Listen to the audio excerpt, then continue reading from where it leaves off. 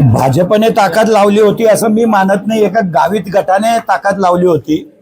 आतापर्यंत विधानसभेमध्ये याच्यामध्ये जे गावित परिवाराला मतं मिळायचे ते मोदीजींच्या आशीर्वादाने मिळत होते. गावित गटाची किती इज्जत आहे नंदुरबारमध्ये हे जनतेने आता दाखवून दिलेलं आहे त्यांना. उलट त्यांच्या अपेक्षापेक्षा 3-4 नगरसेवक जास्त आलेले आहेत, नाहीतर त्यांचे 5च्या आतच नगरसेवक राहिले असते. ही वस्तुस्थिती आहे. नंदुरबारच्या जनतेने एकदम स्पष्ट कौल दिला आहे. बघा, आम्ही 3 ठिकाणी विजय प्राप्त केलाय असं मी म्हणतो, कारण आम्ही नंदुरबारमध्ये धनुष्यबाणवरती उभे होतो. शहाद्यामध्ये आम्ही अभिजित पाटलांच्या आघाडीमध्ये एकत्र आमचे उमेदवार उभे होते. नवापूरमध्ये भरत गावितांच्या नेतृत्वाखाली आमचे 4 नगरसेवकाचे उमेदवार उभे होते.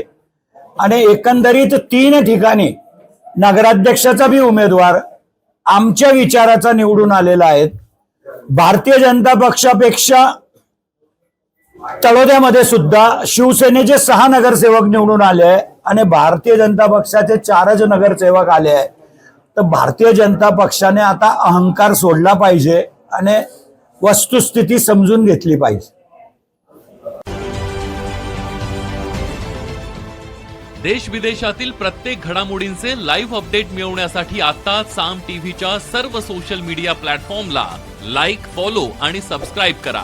तसंच सर्व नोटिफिकेशनसाठी बेल आयकॉन प्रेस करायला विसरू नका.